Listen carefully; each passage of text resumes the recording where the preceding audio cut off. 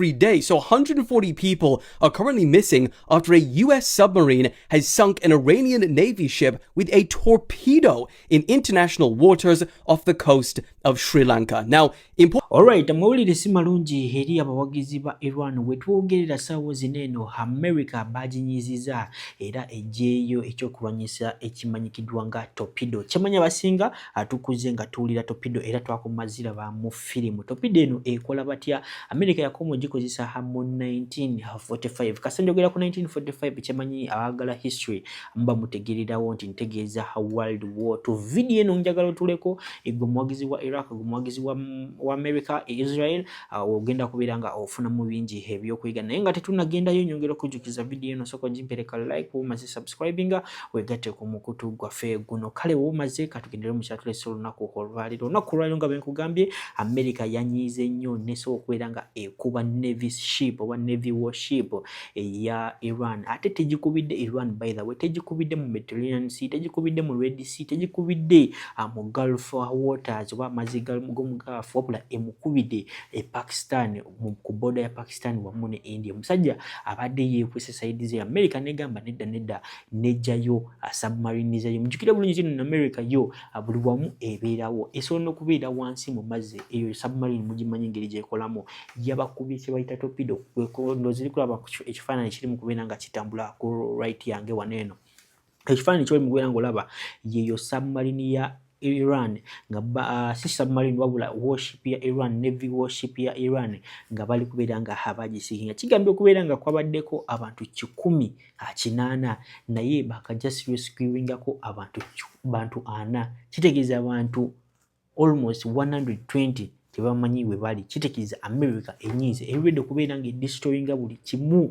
kasobeera nga oba kaseberere kwatagana niki ne Iran naye mujukire bulungi bino byonna bitandise lwaki lwa Iran okubeera nga erumba abantu abatabiriimu for example embassies za America singa badde erumba military bases America badde tayina buzibu nabo naye basobodde okubeera nga batandika okulumba ne offices kasaba gamba nti eri office ya America Iran badde esindikayo zi drones za mujukire bulungi tino Iran yekyali sinzo kubeera ne technology ekola drone ne drones za America zimu kubeera nga ekozesa right now ezo drone nazo zo kubeera nga olaba ezo drone bakopa amagezi ga Iran basobola kubeera nga bagakolamu drone zaabwe ze basobola kubeera nga bagamba nti baje advancing ne bayongeramu akasente kaki katono wano wenyine njagala nkubuulize gwe omuna Iran nga wagira America olutalo ku ngeri gye mu kubeera nga lutambula ani golowooza agenda kubeera nga awangula olowooza n'olutalo lusobola okuwangala omwaka mulamba ng'ogwa Ukraine oba olutalo halunatera okubeera nga halugwa mujjukire bulungi tino bino byonna ani yabitandika Iran nze ndi ku tiimu America ne Israel simanyi tiimu gy'olimu ogenda kuba otubulira omukomisiyo njagala osokowulirize omu ku batiimu Iran omukulu Godfather mujjukire bulungi tino mu January ya mwaka guno America bwe yali yakalumba Venezuela Godfather yavayo n'agamba America tesobola kulumba Iran mutya erumba era aba bannafu mujjukire bulungi tino eyo Venezuela America okugirumba teyali muzannyo oba teyali just Kagame no bagala okujjako Maduro yali strategic plan ngenda kuba nje baleetera mu video yange eddako lunaku olw'enkya njagala mu subscribing mubeereko mubeerenga mubifuna mu budde sokolenze Godfather tumali tweyongeriwe ne bya President Mu7 hamasa bino byo abikambwe muko munyagwa just in a minute banywanyi ba Iran Russia baliwa China mu lutalo luno there are people who thought nti babadde bagenda kuyimirira ne munaabwe mu mbeera eno kye tutannaba kulaba okujjako okuvumirira obuvumizi ekigenda mu maaso tebalina capacity Russia erina obuzibu bw'olutalo lwa Ukraine depleting on the side of ammunition munyagwa sijja kunenya nnyo kubanga okozesa obwongo obusome bye wasoma edda ate obikozesa leero mu kiriwo leero kati nga abalina divine powers divine brains situtunula ne tufuna obwongo ku kintu kye tutamanyiiko kati gwe bino tosobola bimanya era sisobola kunenya wagambe China terina capacity kuyamba Iran kyalaze obujegabo era wegenderezanga nnyo obutwogerebe ku state media ogenda swala ngenda kusomesa lwaki China ne Russia ne North Korea tezisobola kuyamba Iran kati wadde zimuyamba mu bwongo kubanga era munda makolero eyo ne mu ddwaniro gye bali babambaza. Ekirala China mu science basaplayinga ebyuma ne coordinates China Iran yekozesa olutalo ng'erwanira ku satellite ya China ku GPS na biki kuba America luno olutalo singa Iran yali ekyakolera ku GPS za China singa bagisalako dda kati China tesobola kuyingira direct mu lutalo luno kubanga ebeera eguddewo World War III openly ate buli omu gwe yeewa kubanga China tesobola kujja mu lutalo luno kati tebannagiyita. America yayise Bungereza wabadde olaba Bungereza negiwa just base bill Trump n'ayomba nnyo n'agamba yejjusa okuba nga takolagana na Churchill. America yayise Spain n'egaana. America yayise Canada n'egaana n'egamba erina wamu. Kanga kupuleyingira wano okalabe.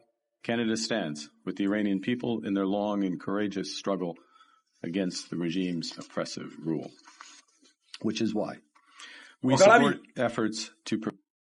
Kati Russia ne China tebannaziyita olutalo omusajja akyalwesobolera ate ng'aluli bayifa kuba buli ekimukolebwako si kipya naye buli kyakola kipya. Kati buli nsi eri mu notice eri mu kusoma nabagamba. Kati Israeli tezisobola kudraginga kyondo kya Buwarabu mu lutalo lwa kuba Iran. Lwaki? Ensonga ziringa 5 zengenda okuwa lwaki China ne Israeli tezisobola yingira mu lutalo lwo. Bisange ku YouTube. Godfather Yugi obisanga. YouTube Godfather Yugi. Alright, ebino nga tubitadde ku mabbali nkugambye olutalo lukyayongerera ddala no mu maaso wakati wa President Museveni wamu ne Paul Kagame. Abamerika bagambye nedda bano abasajja ababiri kirabika baluganda nedda tugenda kubeera nga tubateekako sanctions. Era kigambye okubeera nga America emaze dda kubeera nga submitting oba bannayuganda wamu ne His Excellency Robert Kyagulanyi nga yabakulira ayina amanya ge yasobodde okubeera nga submitting mu America. Era anytime from now banatera okubeera nga bateeka sanctions ku bannayuganda ddala abajasi. Mujjukire n'ekirala nti olunaku olwaliro His Excellency Yoweri Kaguta Museveni bwe yabadde ku Thanksgiving ya UPDF yasobodde okubeera nga awoninga mutabani we Gen.Mu7 okusinziira ku CBS bye yawandiise olunaku olwaliro ndooza ssaawa nga 2 mabega nga bagamba nti omusajja yagambye Gen.Mu7 nkusaba kintu kimu atokomentinga ku luno olutalo kasito komentinga bano abasajja ba Iran mujjukire nti no banyiivu basobola okukuba Gen.Mu7 bukyanga olutalo lutandika tanaba kubeera nga akola ki bitweetingako. Njagala kumanya ebirowoozo byo mu comment section. Olowooza just yatya oba musajja nga ayagala nnyo X eyo? Assalamu alaikum warahmatullahi wabarakatuh. Yenze Haji Arun omusomi w'edduwa asangibwe Bulumagi ku luguudo lw'Ejjinja nkola ku bintu ebyenjawulo ng'emuli endwadde zitawaanya abantu ababulijjo. Nkola ku abo bonna abalina ebizibu mu mukwano. Bw'oba olina ebizibu mu mukwano jangu gyendi neeyonera nsobole okumalira ensonga. Nkola ku mikisa egy'emirimu, nkola ku abo abaagala okugenda ebweru, muntu nk'okozesebwa amajiini, okozesebwa saitwani, ebyo byonna mbikolako. Osobola okozesa ennamba z'olaba ku screen oba kuweereza obubaka ku WhatsApp. Get rid of Jamil-Mukulu. As you know that Jamil-Mukulu had been branded a rebel and he's in the prisons of, he's in Luzira in Uganda. So people who are involved in this plan are Frank Baine, Byabashaija, and Museveni. They plan to kill Jamil-Mukulu in prison because they believe that if he's caught and he has to talk, he will have a lot to say that will incriminate Museveni and his regime. Museveni and Kagame right now are in the same boat. Everything that links Kagame, for example, the treaty that they made with Congo between Tshisekedi and Kagame in front of the President Trump of the United States, that has fallen through because Kagame lied and Kagame fooled. He thought he fooled the United States. And so it has been tracked down to the fact that M23 is indeed sponsored by Kagame. But recently, or Rwanda, but recently, due to investigations here and there, they've also figured out that Kagame is also linked to Museveni. So then Kagame went and spoke and said, you know what, I misspoke. M23 is actually a rebel group from Uganda. So in efforts to, take off the blame, Kagame is incriminating Museveni and has already incriminated Museveni. And so Museveni lives knowing that even if they attack Kagame, he knows that it's coming for him. He knows that somehow he has been implicated. And so it is just a matter of time before all of this gets on him. So they want to get rid of Gen.Mu7. He was arrested in 2024 as a rebel group, remember, as part of, I believe, Congo or something like that. But he has been in custody in the prisons in Uganda for a while.